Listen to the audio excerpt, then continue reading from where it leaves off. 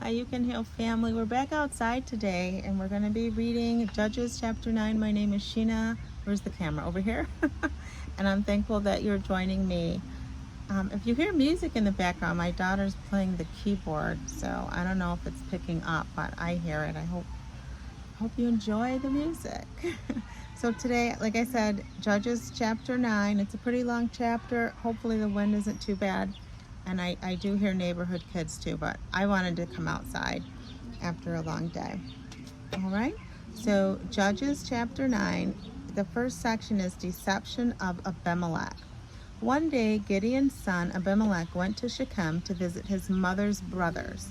He said to them and to the rest of his mother's family, ask the people of Shechem whether they want to be ruled by all 70 of Gideon's sons or by one man. And remember, I am your own flesh and blood. So Abimelech's uncle spoke to all the people of Shechem on his behalf, and after listening to their proposal, they decided in favor of Abimelech because he was their relative. They gave him 70 silver coins from the temple of Baal Berith, which he used to hire some soldiers who agreed to follow him. He took the soldiers to his father's home at Ophrah, and there, on one stone, they killed all 70 of his half-brothers. But the youngest brother, Jotham, escaped and hid. Then the people of Shechem and Beth Millo called a meeting under the oak beside the pillar at Shechem and made Abimelech their king. Verse 7, Revelation of Jotham. When Jotham heard about this, he climbed to the top of Mount Gerizim and shouted, listen to me, people of Shechem. Listen to me if you want God to listen to you. Once upon a time, the trees decided to elect a king. First they said to the olive tree, be our king, but it refused, saying, should I quit producing the olive oil that blesses both God and people just to wave back and forth over the trees? Then they said to the fig tree, you be our king. But the fig tree also refused, saying, should I quit producing my sweet fruit just to wave back and forth over the trees? You know, this reminds me, like, don't try to be what someone else wants you to be to please someone else. Like the olive tree and the fig tree were like, I'm not going to stop producing olive oil, and I'm not, going to stop producing sweet fruit. So don't try to be like someone else so someone else can be happy. And I think about that in past relationships, like trying to be what the old Raggedy Bonnie wanted you to be, right? I remember, and it's so embarrassed to say this, but I started dressing the way the person wanted me to dress and doing my hair the way they wanted me to do my hair. No, just be yourself, okay? Don't do that. Be yourself. Verse 12 said, then they said to the grapevine, you be our king. But the grapevine replied, should I quit producing the wine that cheers both God and people just to wave back and forth over the trees? See, there's another example. Like, if you're trying to be someone else, you're not going to fulfill God's will and God's plan for your life. You have to be who God created you to be and not what someone else wants you to be. Yeah? I just wanted to know, can you hear us? Yeah, I can. You want us to quiet? Well, you're like all that singing, but I don't know if it's picking up, but I did warn the people. Okay. Yeah, it's, I don't know. All right, verse 14. That was bread. Then all the trees finally turned to the thorn bush and said, come, you be our king. And the thorn bush replied, if you truly want to make me your king, come and take shelter in my shade. If not, let fire come out from me and devour the cedars of Lebanon. Now, make sure you have acted honorably and in good faith by making Abimelech your king, and that you have done right by Gideon and all his descendants. Have you treated my father with the honor he deserves? For he fought for you and risked his life when he rescued you from the Midianites. But now you have revolted against my father and his descendants, killing his 70 sons on one stone. Sorry, guys. I don't think call was coming through. It was distracting. But now you have revolted against my father and his descendants, killing his 70 sons on one stone. And you have chosen his slave woman's son Abimelech to be your king, just because he is your relative.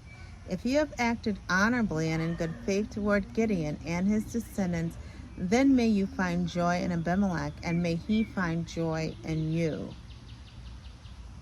But if you have not acted in good faith, then may fire come out from Abimelech and devour the people of Shechem and Beth Milo, and may fire come out from the people of Shechem and Beth Milo and devour Abimelech. Then Jotham escaped and lived in Beer, because he was afraid of his brother Abimelech. Now something, and you have chosen us to be your king. If you act honorably in good faith, you may join. But if you have not acted. Now, there's something I read, and I knew I should have stopped reading when I read it because it made me think of something. Now let me find it and see if I can get my whole thoughts together. But now you have revolted against my father, killing his 70 sons on one stone. If you acted honorably and in good faith, and his descendants. I can't find it, but I was thinking when I was reading it out loud, like, don't choose someone just because, you know, they're your relative or they seem like the obvious choice, or because you don't want other people mad at you. Like, when you're making decisions, don't make the decision based on because it's a family member or someone you've known for a long time. That's what I was thinking. If you wanted to know, that's what I was thinking. All right, moving right along. We're on verse 22 now. We're using, again, our open Bible. We're on verse 22 of chapter 9 of Judges. Destruction of Shechem. After Abimelech had ruled over Israel for 3 years, God stirred up trouble between Abimelech and the people of Shechem, and they revolted. In the events that followed, God punished Abimelech and the men of Shechem for murdering Gideon's 70 sons. The people of Shechem set an ambush for Abimelech on the hilltops and robbed everyone who passed that way. But someone warned Abimelech about their plot. At that time, Gal, son of Ebed, moved to Shechem with his brothers and gained the confidence of the people of Shechem. During the annual harvest festival at Shechem, held in the temple of the local god, the wine flowed freely, and everyone began cursing Abimelech. Who is Abimelech? Gal shouted. He's not a true descendant of Shechem. Why should we be Abimelech's servants? He's merely the son of Gideon, and Zebul and his administrator. And Zebul is his administrator. Serve the men of Hamor, who are Shechem's true descendants. Why should we serve Abimelech? If I were in charge, I would get rid of Abimelech. I would say to him, get some more soldiers and come out and fight. But when Zebul, the leader of the city, heard what Gal was saying, he was furious. He sent messengers to Abimelech in Arumah, telling him, Gaal, son of Ebed, and his brothers have come to live in Shechem, and now they are inciting the city of rebel against you. Come by night with an army and hide out in the fields. In the morning, as soon as it is daylight, storm the city. When Gaal and those who are with him come out against you, you can do with them as you wish.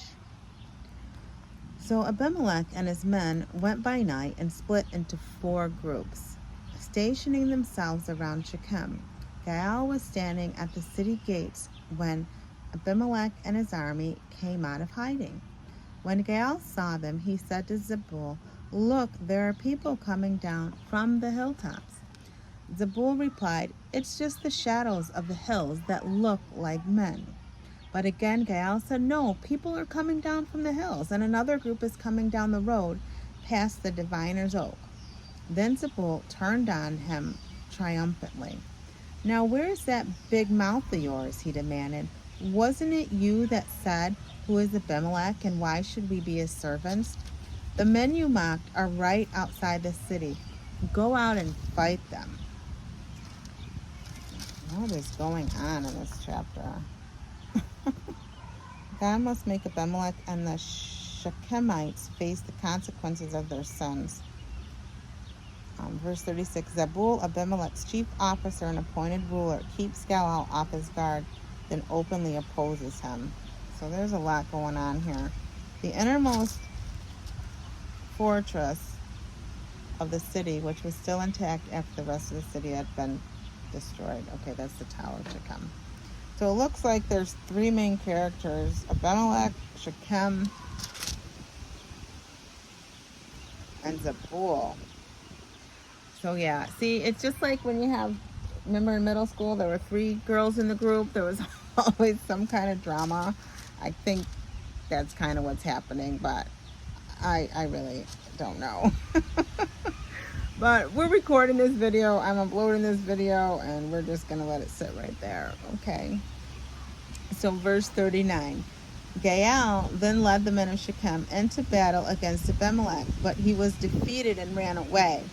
Many of Shechem's warriors were killed, and the ground was covered with dead bodies all the way to the city gate.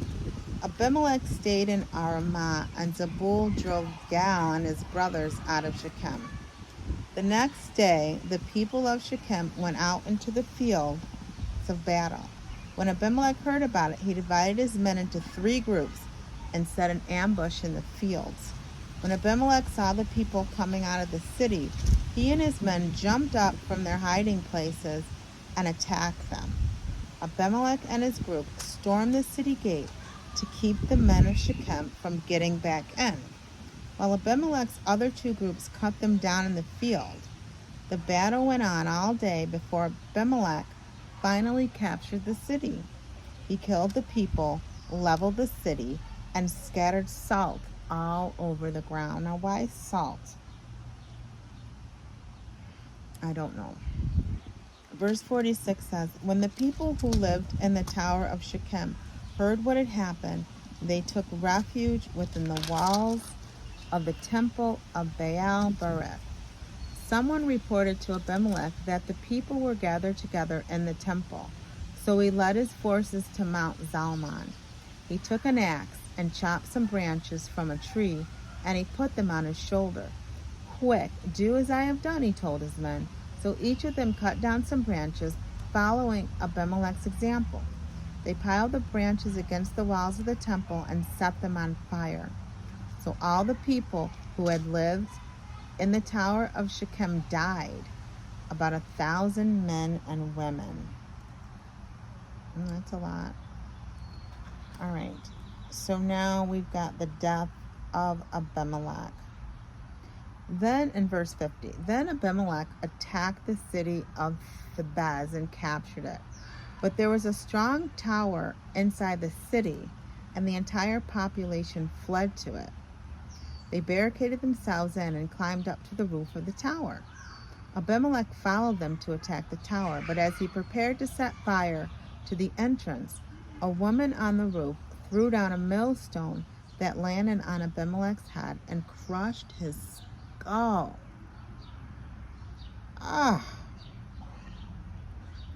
Verse 53. A woman on the roof threw down a millstone and landed on Abimelech's head.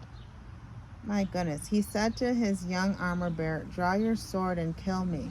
Don't let it be said that a woman killed Abimelech. Oh, wow. So now they're trying to act like they didn't want a woman to take him out. So the young man stabbed him with his sword, and he died. When Abimelech's men saw that he was dead, they disbanded and returned to their homes.